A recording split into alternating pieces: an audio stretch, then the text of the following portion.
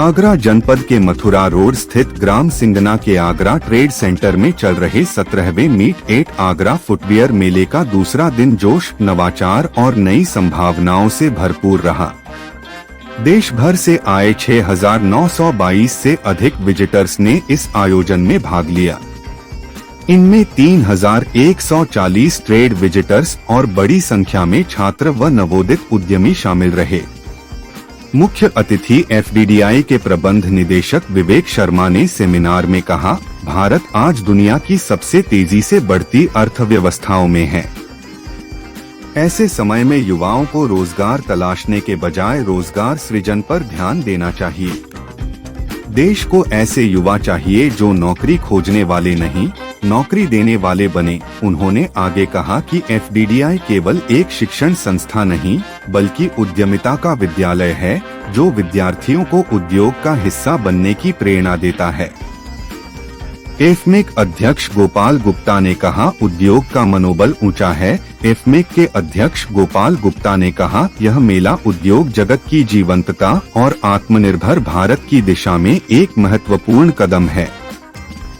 प्रदर्शकों और खरीदारों दोनों में जिस ऊर्जा और उत्साह का संचार हुआ है, वह फुटवियर सेक्टर के उज्जवल भविष्य का संकेत है।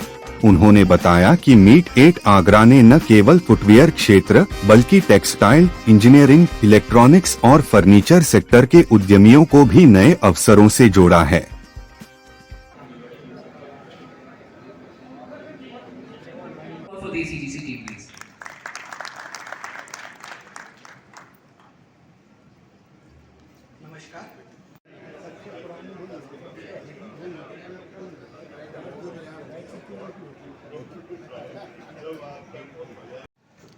Any answers? Gopal uncle, would you like to answer? The answer is very correct. It's more than 90%. More than 90% are dear buying agents who started coming in after this event, and we just have 3 more presents. आज के दूसरा दिवस है। दूसरे दिवस पर technical seminar रखे गए थे। इसमें जूता इंडस्ट्री के बारे में कैसे सीखा जाए, लर्निंग की क्या हो, एफडीडीआई ने अपना प्रेजेंटेशन दिया। और केवल जो श्रमिक हैं या जो स्टूडेंट्स हैं आज के, उनको ये समझाया गया ईपीएफ के द्वारा कि वो केवल सरकारी नौकरी में ही सेफ नहीं, वो प्राइवेट सेक्टर में भी उतने ही सेफ है जिस तरह से बैंकिंग्स का प्रेजेंटेशन था। उनके फाइनेंशियल सोल्यूशन कैसे हो सकते हैं, एक्सपोर्टर्स के फाइनेंशियल सोल्यूशन हो या नई आने वाली पीढ़ी हो, उनको फाइनेंशियल सोल्यूशन कैसे मिल सकते हैं, उनके लिए भी यहाँ आज प्रेजेंटेशन दिए गए। और बैंकिंग के अलावा के पैरेलल बैंकिंग किस तरह से व्यवस्था हो सकती है कि आपकी वर्किंग कैपिटल कैसे बढ़ सके, ये फैक्टरिंग का भी था, ये उस पर भी प्रेजेंटेशन किए गए। मुझे लगता है कि ये आने वाली जो ये स्टूडेंट्स को बड़ी संख्या में, हालांकि स्टूडेंट सीरियसनेस जो होनी चाहिए, इसीलिए देश आगे नहीं बढ़ पा रहा है। 3 समस्याएं देश की सबसे बड़ी होती है। भयंकर समस्या, भयंकर बेरोजगारी कि काम नहीं मिलता।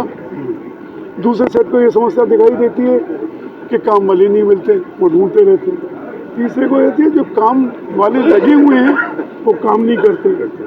उसकी समस्या ये है कि स्टूडेंट्स आज हम प्रयास करते हैं कि उनको एक दिशा देनी है, लेकिन जिस तरह से नॉन सीरियसनेस यहाँ दिखाई देती है, मुझे लगता है कि अगर ये समझ आ जाए कि इंडस्ट्रियल जो सेमिनार्स होते हैं उससे बहुत कुछ लिया जा सकता है, तो मुझे लगता है कि युवाओं की दिशा बदल सकती है, नौकरी नहीं एंटरप्रेन्योर।